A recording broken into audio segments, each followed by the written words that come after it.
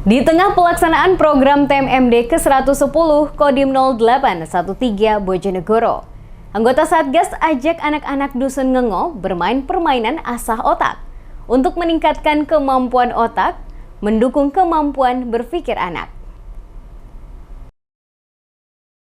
Selama program TMMD ke-110 Kodim 0813 Bojonegoro, anggota Satgas sering membaur dan bermain bersama anak-anak desa setempat.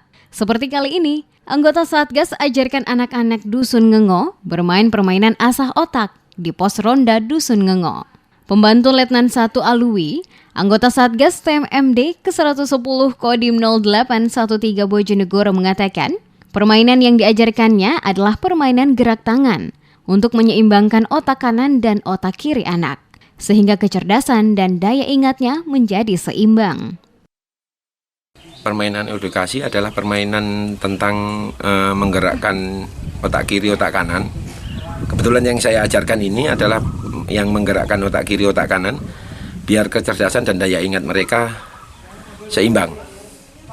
Kalau otak kiri dengan otak kanan itu berjalan seimbang, maka kecerdasan mereka juga akan seimbang.